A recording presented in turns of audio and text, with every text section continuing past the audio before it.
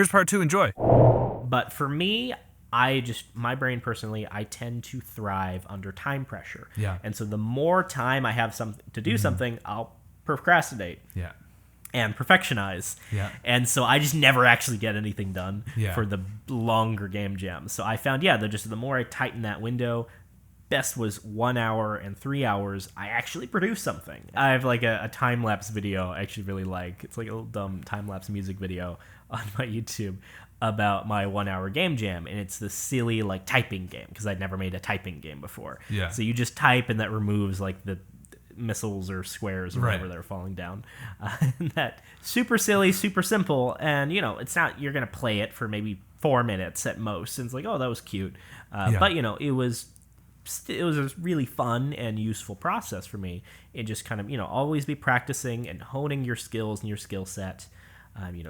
Big adage in programming is that you just need to consistently program because, like any skill, like a language. You learn another language, incredibly hard to do, especially as an adult. You don't use it for a year, you're going to forget the whole thing.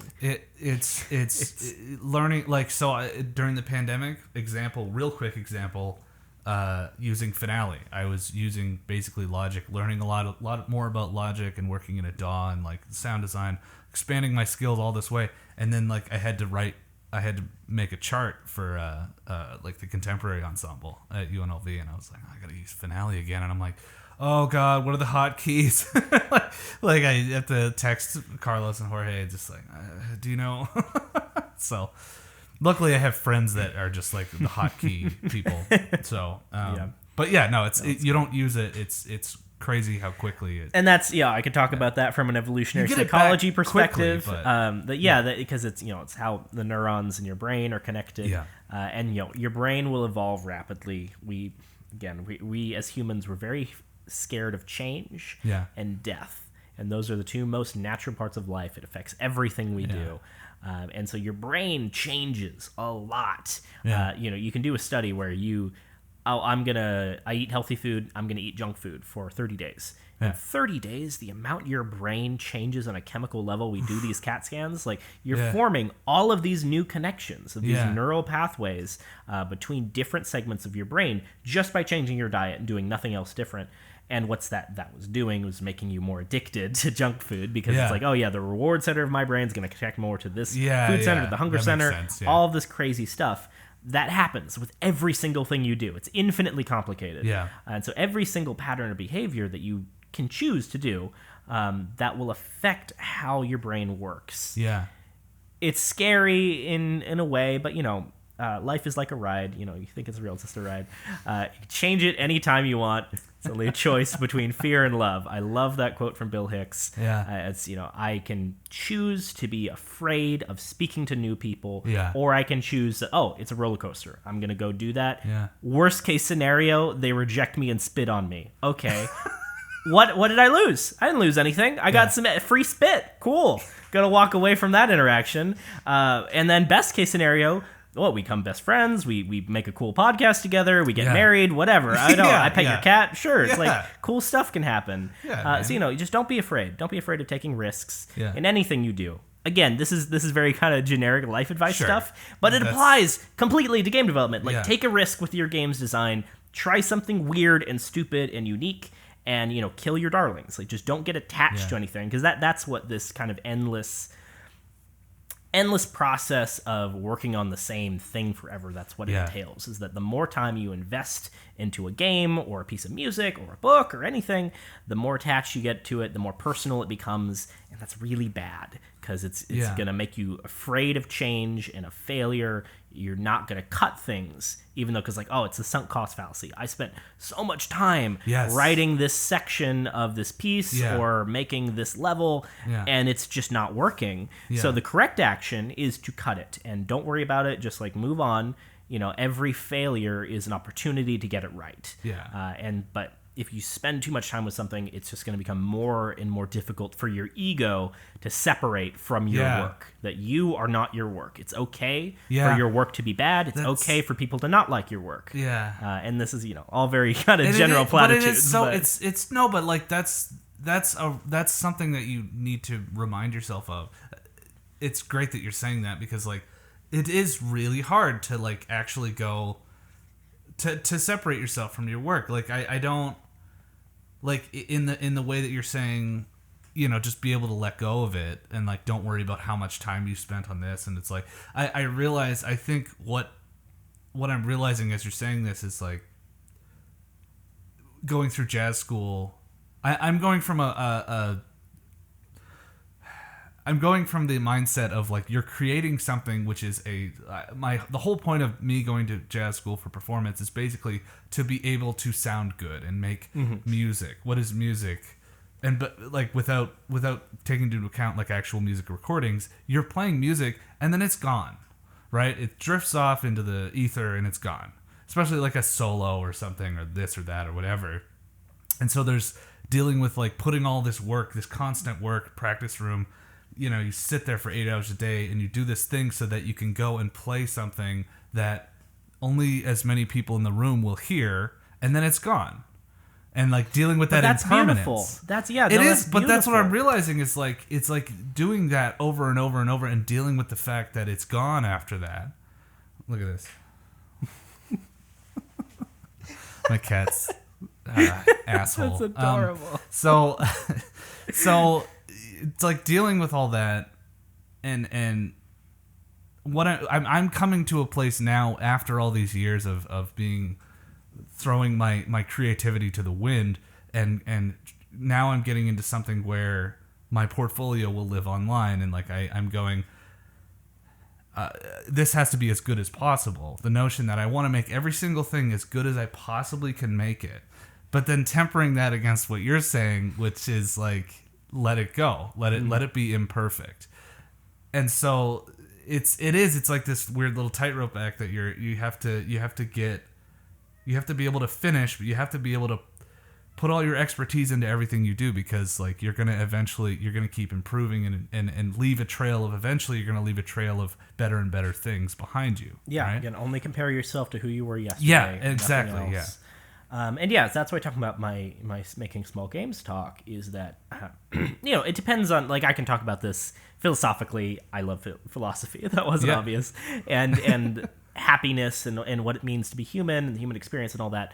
But we can also talk about more grounded things like a resume. Like you have a specific goal to get a job. What are the best actions you can take? That's just the technical. I really subscribe to the idea that quality comes from quantity. Yeah. That the more you practice, practice makes perfect. Practice also makes habit, which is another conversation. But the more you gain the skill at this task that you keep repeating, each successive product will be better.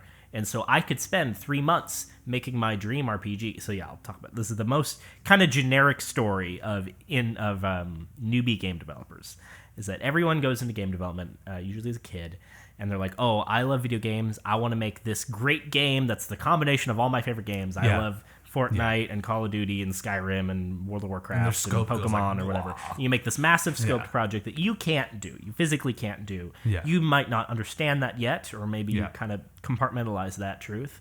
But you can spend like just months and months on your dream RPG game. That's the most common thing that newbie games developers try to do, is try and make this wild RPG. Oh, God. Even if you're using a tool like out. RPG Maker, which does all the work for you. Right. I've known multiple groups of people that have spent more than a decade working on a game in RPG Maker, which is... RPG Maker gets updates every once in a while. So when you spend more than a decade on one game, that you are so behind the technology because like you're using this it's like, eighth old version of the engine. But never mind that. You're spending so long making this magnum opus story that you care about. And the truth is that if you had spent 3 months making that game and then, okay, cut it, where perfection is the enemy, good enough, it's good enough. Yeah. Of course it can be improved. Of course I'm upset with a bunch of things. Of course there's all these ideas and content missing, but I'm going to put it out there. Yeah. And then I'm going to finish that process. Because when you spend months and months working on one skill, one game in game development, one project, months and months working on one project, you are refining your skills in some ways. You're refining your skill in working on that project. You're going to relearn stuff. But you're also you're also never learning how to finish and how to ship. And that's its own skill. Being know when to cut things, when to kill your darlings and finish and ship something, that is a completely different skill, and it's kind of the most important skill in game dev. Maybe alongside cooperation. They're the two most important there. So like one of my favorite stories is Fez. You familiar with that game? Yeah. So have you watched Indie Game the movie? I have, and it's Fez. I mean, Disaster Piece is the guy who scored that. He also did It Follows, whatever. He's very famous. Not. Yeah, it's Jim Guthrie, right? I don't know his name. I'd have to look that up. I've always known the scorer of Indie Game to be Jim Guthrie because I have a few of his songs. Oh, the movie. Itself. Yeah, the movie. I meant Fez, like the guy. Oh, okay, gotcha. Yeah, okay. Disaster Piece, the same guy who did It Follows. But anyway, it's sort of like chiptune-y kind of hybrid music, which is very cool. But yeah, so Fez, perfect example, case in point of this. That game was developed for 5, 6, 7 years. Yeah, long while. It's a great game. Yeah. I love Fez. It's a fantastic indie puzzle game. But you see, so much of the time spent in development was wasted because they kept remaking the game. Phil Fish, when he started the game, he knew nothing about pixel art. So it's like, okay, now all of a sudden I'm learning pixel art. And so he made the first round of art assets for Fez. And through the process of doing that, once you start making pixel art with zero experience, a year later you finish all the pixel art, you're now a lot better at making pixel art than when you started. So all the pixel art you made the first half of the year, super garbage compared to the second half of the year. So your old work is now completely, it's outpaced by your new work. So, okay, now I need to redo all the old work. And then that just becomes a self-perpetuating treadmill. It's like, okay, as I keep redoing work because my new skill is superior, you're not my skill is improving. You keep going, getting better, so you have to keep replacing it. So Phil Fish remade all of the art of Fez like 3 times, which is absurd. But that's because he kept improving. So the final art is way better than when he started. But if he could have just, I am saying different paths. The game came out eventually, and to be fair, Phil Fish, that was not like his first game. He had been a professional game developer before Fez. But they might have had some benefit to ship the game with the first round of assets, even though they're kind of bad compared to your current skill, and then make another game and with then better make assets. 2. Make 2. That would have at least made more games faster. Now Fez 2 was canceled because of Twitter, because Twitter's terrible. But I think you told me that was a long time ago now. Fez has not been relevant for a while. But I'm just stuck in the past. No, and then everyone should go watch Indie Game the movie because you get a sense of like seeing him, Phil, in the like that environment of like it shows him in like a room with like one other person and like that's his whole team and like and just him at like PAX and like the stress just oozing out of this guy is just like it's just palpable, man. It's like he has put everything on red. It's like it's all or nothing. Like I sunk so much, and it just makes me so like it just gives me anxiety, but the opposite of that, I love that. Like you go and you can in the time that it took to do that, you could have finished this and this, and you'd have this incremental thing. Like I have albums right now that are published under Michael Spicer Music on Spotify that like I'm real tempted to just take them down because. But I know a part of me is like, now look, I'm not putting them on my homepage of my website. I'm not going, hey, go listen to this. That's my way of sort of like more like soft deleting them. Like they're still on Spotify, but I don't like go, hey, look at this awesome piece of, because it's not. It's just like, this is me learning how to use East-West Composer Cloud VSTs and like figuring out that, programming strings to do a swell is there's a nuance to that. And I didn't know how to do it on this album. But I like the idea of the fact that, especially since I teach composition, that I can learn all this stuff and go, okay, this is where I can trace, like maybe I learned a little bit more about compression after this album, like into this album here, and like so it's like you'll leave a trail of just bullshit basically. Yeah, no, but like I think that's great. Them. Yeah. And no, there's absolutely this element of embarrassment and shame at your old work. Yeah, I think with time, at least for me, maybe not everybody, but I think you will be very happy that those games or those albums are still out there 5-10 years from now, because like I made games. My first games I made when I was 14. Because part of this class and different stuff, and I don't have a lot of my early work because it was on like school computers in high school and stuff, and I was not informed. No one had taught. I was new to the internet, so I didn't know good like backup procedures, and I definitely didn't know how to publish anything. I didn't know itch.io existed until a few years ago. I wish more than anything that somebody had taught me about itch when I was 14 and then taught me to upload all this stuff from my stupid school computer. Yeah. Because then I could play all that stuff. I have some of my work. I actually do thankfully have the first game I ever worked on because it was part of a group and it was saved through some other means, which I'm so thankful for that with Dropbox. But most of my like first 20 games are completely lost to time, and I wish I had those. Well, and if you're trying to learn from your mistakes, then if you forget about that mistake, then you can't go and like that. Hey, that's an example of like that the mix is really shitty on that tune that I did or whatever. Like but like here, and I can hear that's why, and it makes you think about the lesson that you learned about that. So if you have those things kind of like stored away in a bookshelf that you can go back and listen to and then realize what's wrong with it, that's part of reminding yourself of the progress. Not even just reminding yourself of the progress you made, but how to actually do the things that you've found out you can do. That I just think it's so useful. I don't know, because with enough time you'll want that nostalgia, and it'll be cool, because if you're super good at something now, you started bad, you know, to quote Jake the dog, sucking at something is the first step towards being sort of good at something.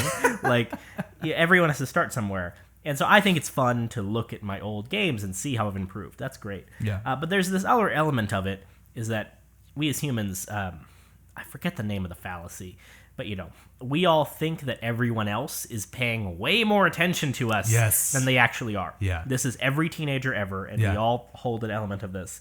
We all think, oh, everyone's looking at me. Everyone knows how dumb and stupid I am. Everyone knows how ugly I am. Like, especially most now people because are we not have YouTube. Noticing. Now that we have YouTube, they if you see a thing that says views and it's in the hundreds or in the thousands or whatever, then you really do think like, oh, 1,000 people really understood. Like, no, they probably clicked on it and then went off and did something else. Yeah, how many other forgot videos? About it how many other videos did they watch? Because you're only looking at exactly. as a human, you're only seeing your own perspective. Yeah. You can't possibly really see everyone else's POV. And the amount of data that we all take in, like, you know, we as a human, like, I've met hundreds of thousands of people probably at this point. Maybe that's a bit too high. Thousands of people for sure.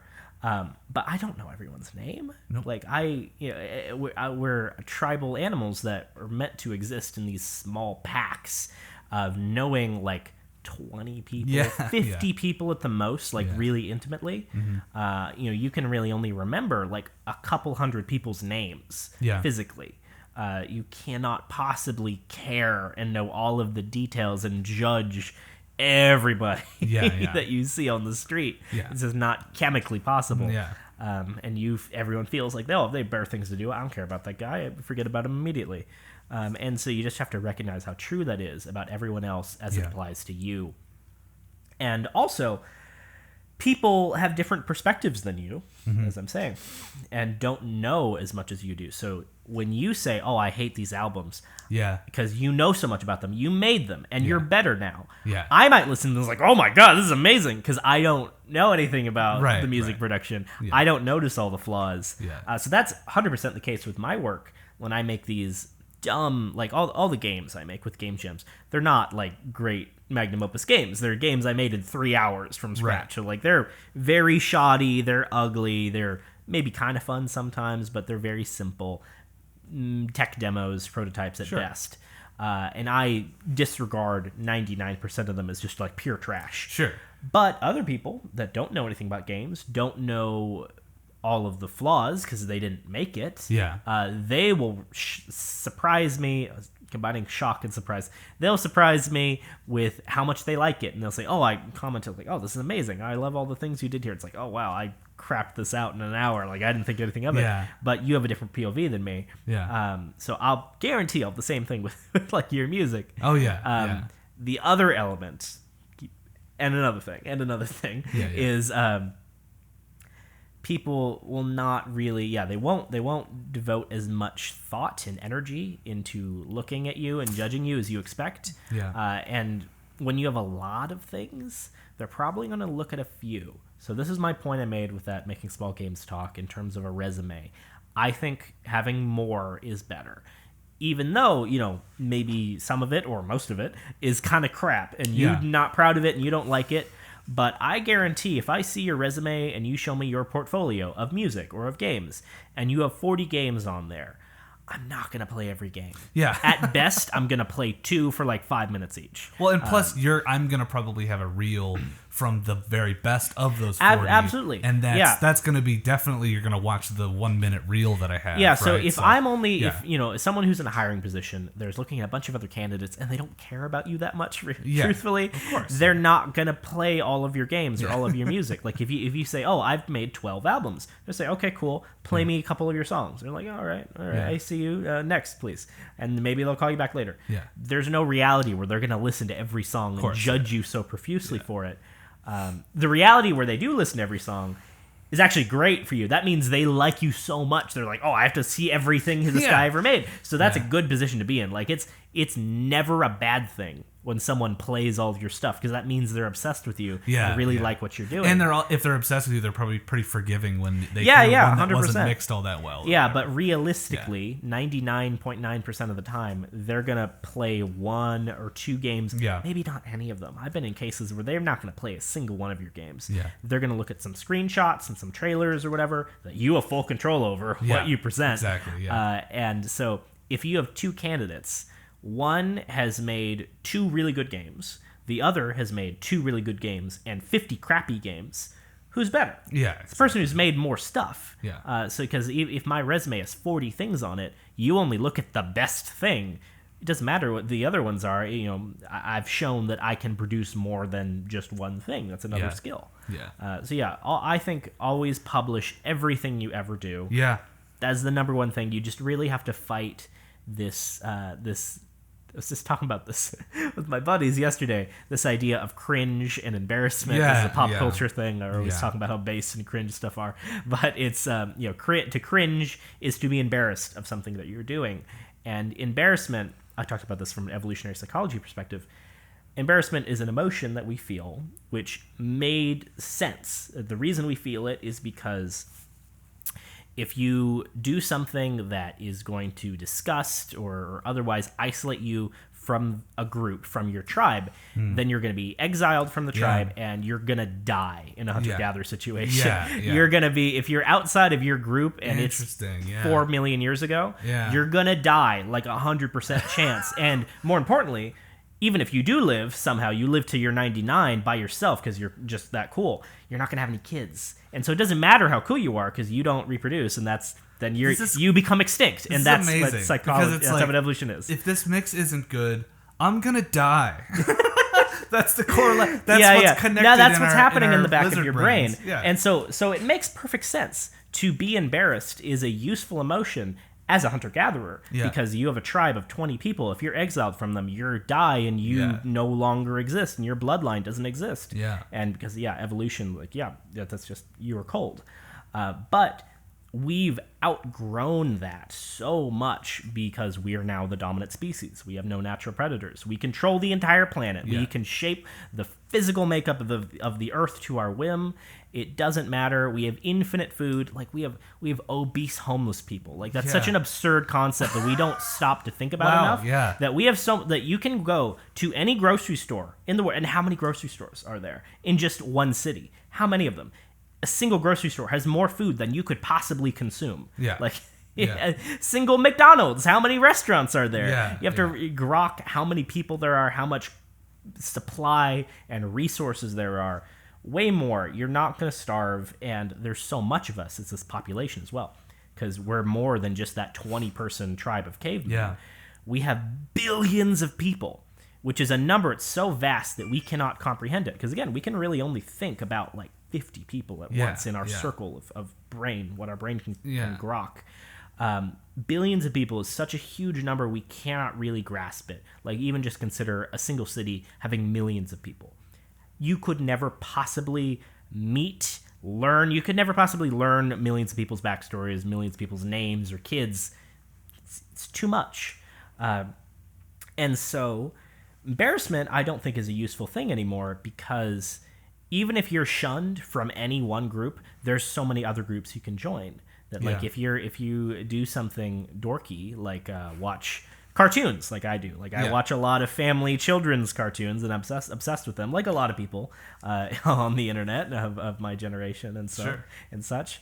But like, even if I'm shunned from a bunch of people, it's like, oh, that's so dumb. You watch like kids shows, like you're so stupid. Like I don't care, because there's so many other people for me to hang out with and connect with, and to find a partner with, and to hang out with in a more meaningful way than the person that's going to judge you for. There's just, there are certain things that you probably shouldn't do, like murder and pillage, but like that will get you exiled to a point where you're there's maybe consequences not functioning. to that. But what still, it's always just this exiling from group, that like, what group affiliation do you want to be part of? Right. And then your actions will just move you between these organizations of people. But even still, like, even I say that, like, you can be a murderer and you're still going to have friends in jail or wherever. You're still going to have like a wife, probably. Like, you can go through these things. You can move to these other cultures, to these other groups, and you're probably going to find people to connect with and relate with and be a part of the tribe of.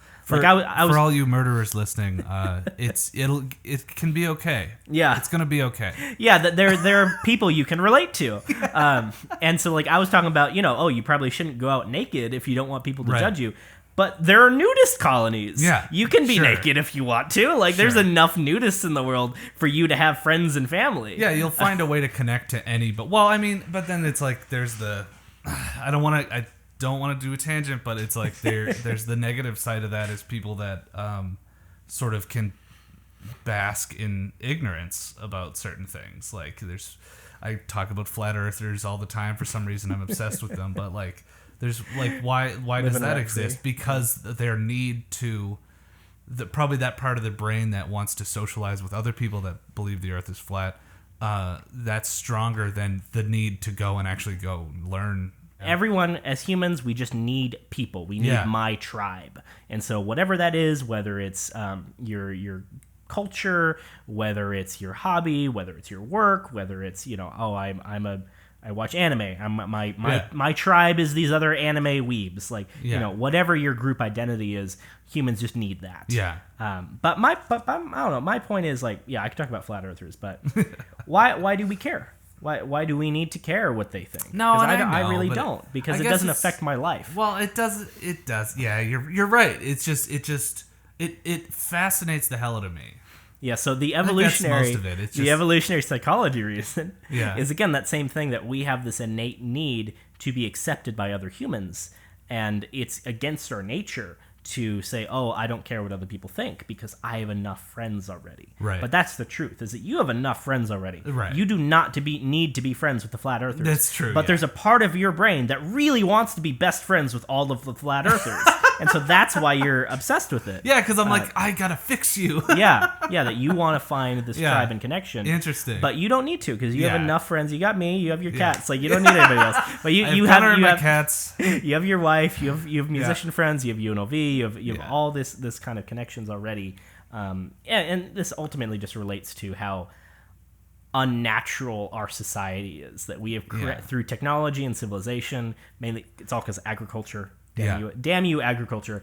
We have created this completely unnatural habitat for ourselves to live in that just completely does not fit with so much of our biology. It's like our diet is wrong. Yeah, we're supposed to be moving around. We're supposed to be moving around in the sun. We eat a sugary berry because sugar. we have to get as much as we can in our body before we have to keep walking, you know. But yeah, before I turn this into a keto commercial, go back.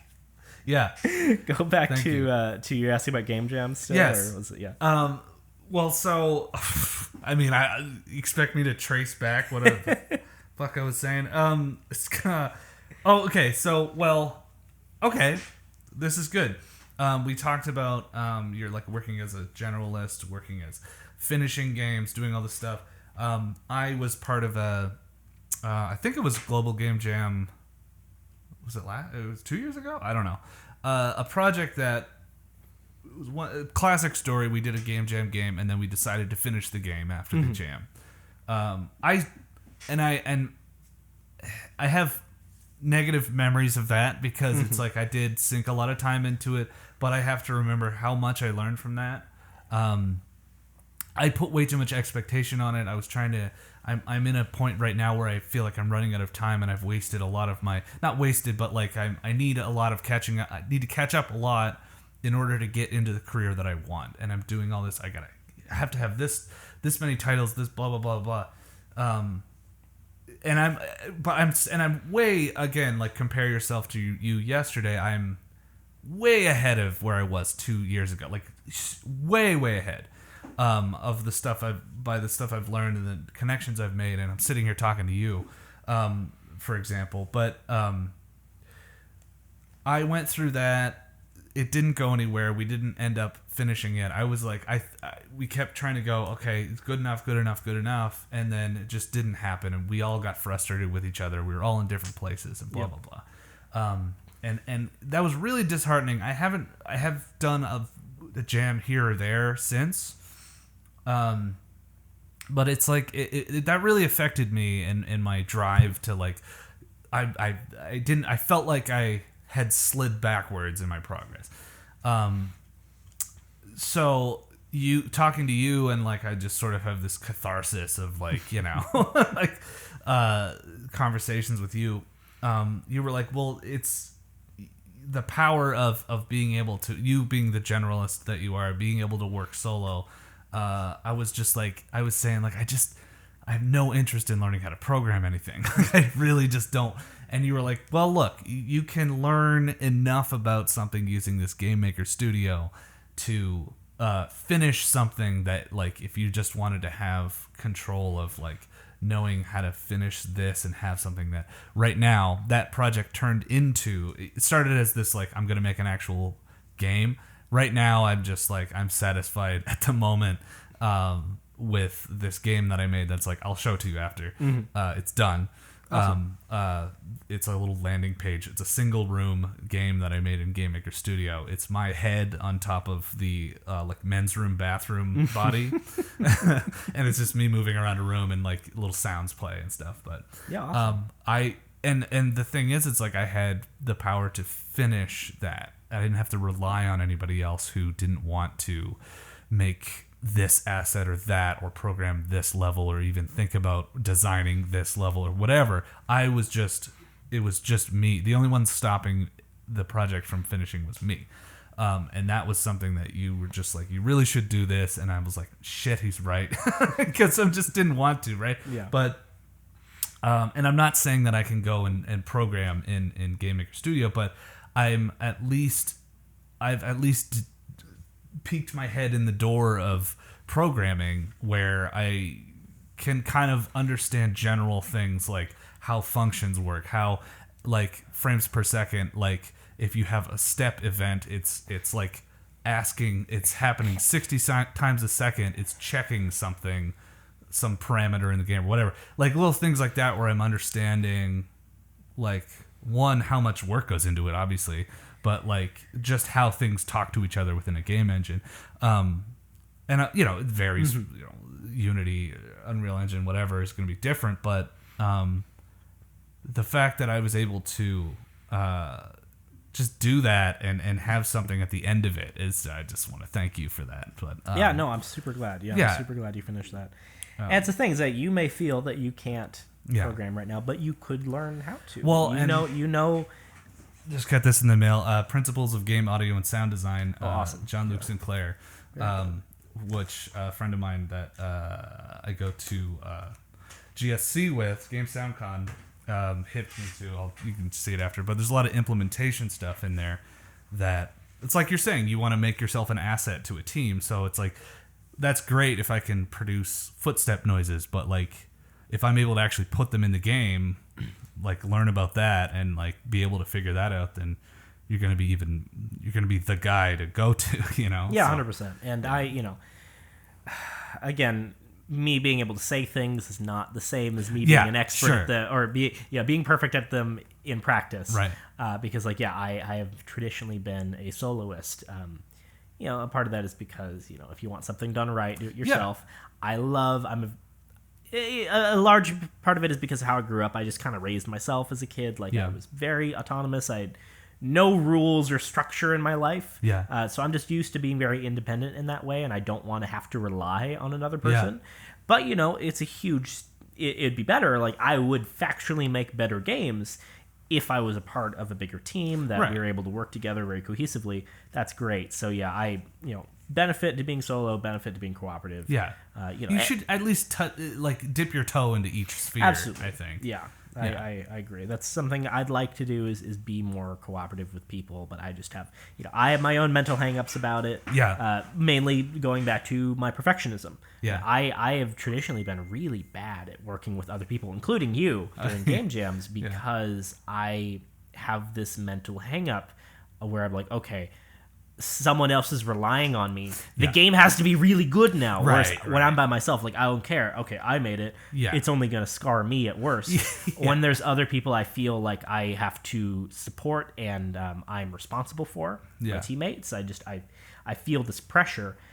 And I'm like, oh my God, the game has to be so good now because I have to make sure that they like it and that they're proud of it.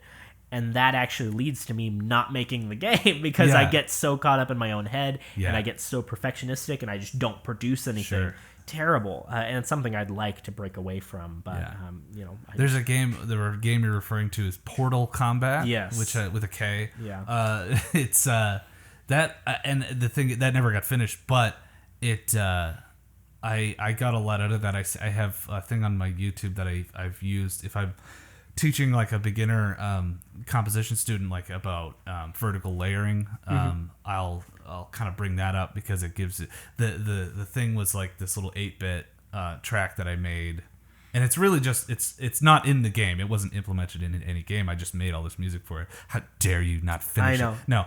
But the point is the video was of a DAW and it shows okay, here's the first, it's all just one loop and then it has layers 1, 2, and 3 and here's it was a bullet hell kind of but mixed with Portal or whatever kind of game. I made it and it was just I can swear, right?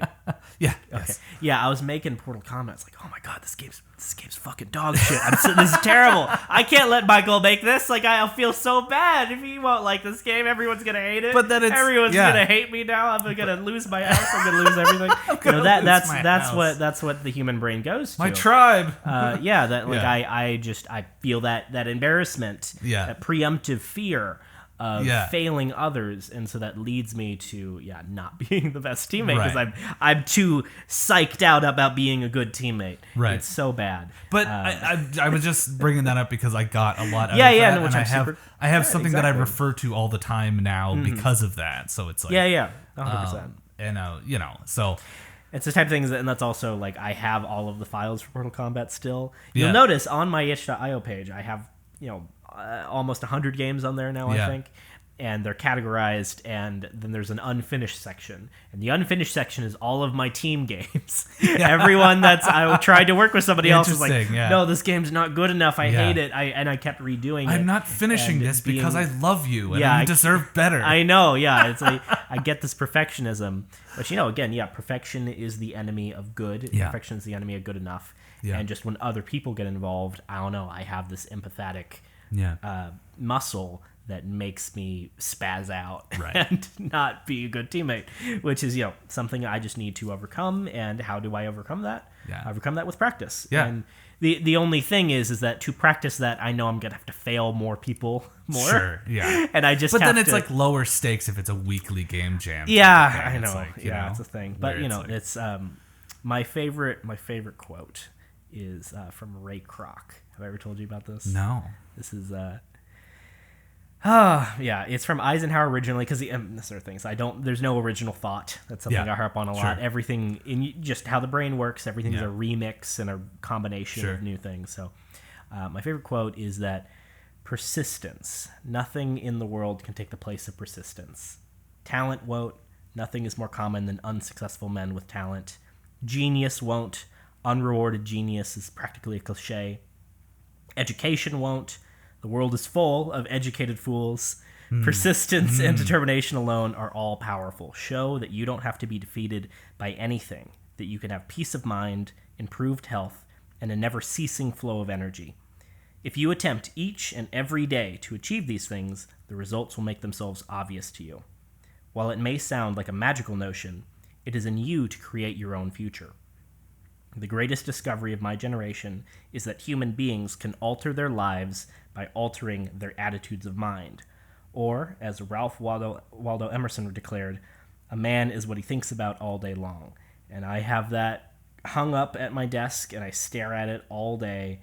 It is the best thing, because it's completely true that the only way to really achieve things in this life is to be determined. You are filled with determination, and you are able to muscle through failure. Yeah. Because you're never going to be good at something right at the start. I mean, you can have starting talent, but you're never going to be good enough for your brain, the average person, when you first attempt something. So you just have to keep at it, and it's a pull your stuff up by your bootstraps thing, which people can criticize. Sure. I'm really all about that persistence. That's the only way I've achieved anything in my life, because I just have to keep trying. Yeah. And life is suffering, right? I'm going to get philosophical. Sure, let's do it. But life is suffering. Everyone knows this innately, and life is terrible because it's punctuated by all these horrible things that can happen to you, like death and insanity and pain. And so everyone understands that at a base human level, that you are always going through life in trying to avoid pain and seek pleasure. Yeah. And this is hedonism that I don't abide by, but that's a natural impulse of the human. And so to go through life, you need to figure out what is going to make the tragedy of your life worthwhile. The purpose of life is to find a mode of being that's so meaningful that the fact that your life is suffering is no longer relevant.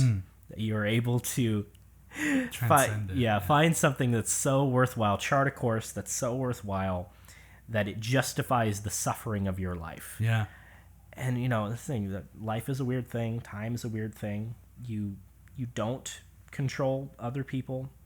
You don't control the past. And this is another things like this from Sun Tzu, that if you're obsessed with the future, you're in anxiety. If you're obsessed with the past, then you're depressed. To be at peace, you must live in the present, because that is where you are. When you've stuck your mind is like, oh, how bad my previous music is, how bad are my previous games, how bad were my previous game jam experiences, because I was a shitty teammate, because I got all way too weird about it. But I can't affect that anymore. It's happened. Yeah. Past is past. Yeah. The only thing you can do is move on and focus on the present. That concentrate on building the future instead of criticizing the past. Yeah. And that, again, very general platitudes, motivational. I'm an amateur motivational speaker. Hey, that you answered. First of all, you cruised through all my bullet points without even me asking. But that was gonna be. That's I can't think of a better way of ending the episode of my last question was gonna be what's your advice to younger people coming up. You answered that 1,000 times over through the whole episode.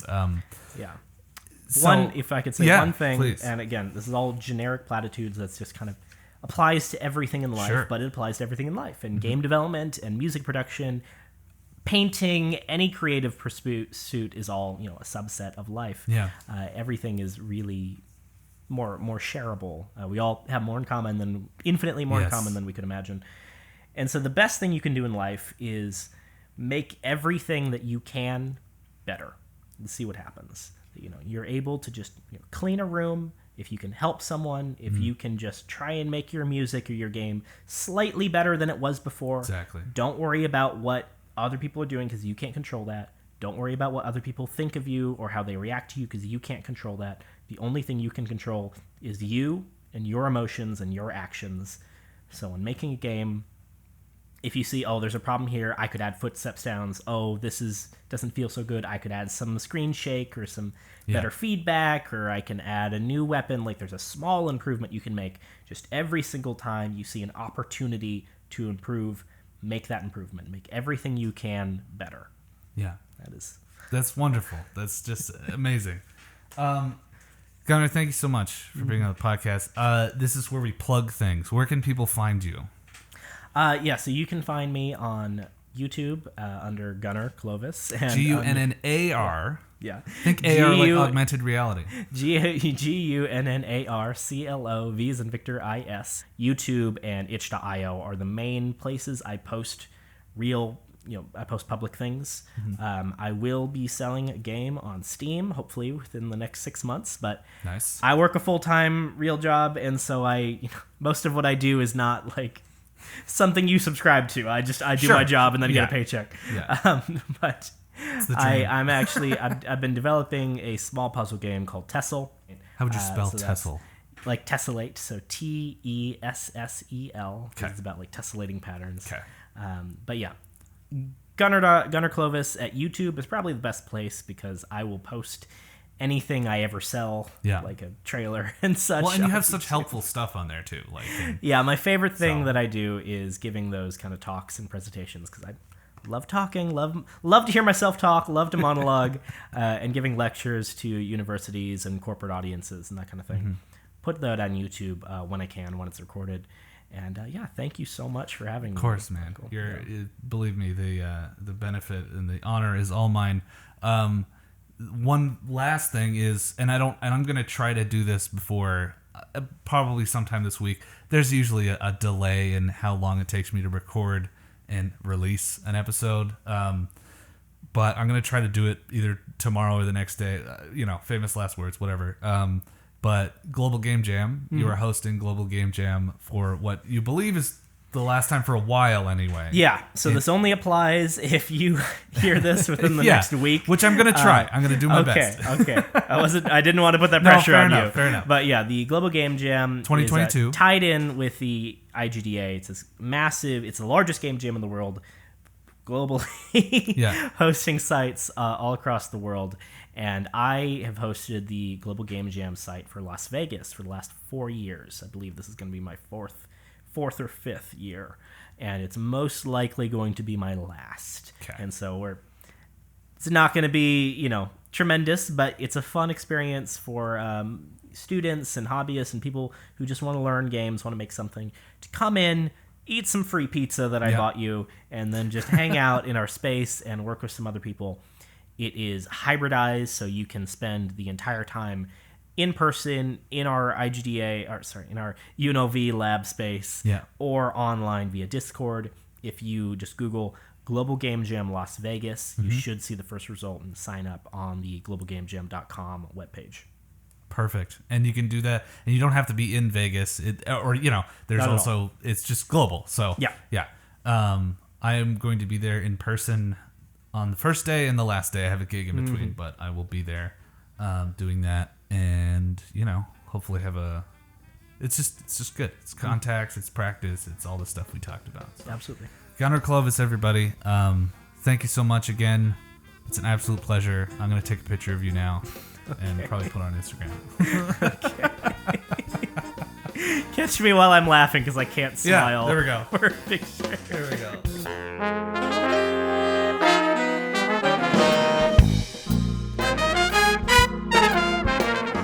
All right, thank you again, Gunnar, for gracing the halls of Spice to meet you. You can find Gunnar pretty easily if you just Google him, Gunnar, Clovis. You'll see his YouTube and his itch page. Itch.io is where he has all the games that he's been talking about. And also, since this will be released beforehand, although with not much notice, check out the Global Game Jam. He's going to be running that here in Vegas. You don't have to be here in Vegas, but it will be a hybrid of in-person and online. And if you're interested in game jams, you should check that out. You can also find links to those things in the show notes for this episode. All right, this is very exciting. I have a jetpack here. I'm just going to put that on. There we go. I don't really know how to do this, but I'm just going to, I think you start it. Let's say you start it like a lawnmower. All right, there we go. The jetpack is going, and here I go. I'll see you in episode 7. Whoa!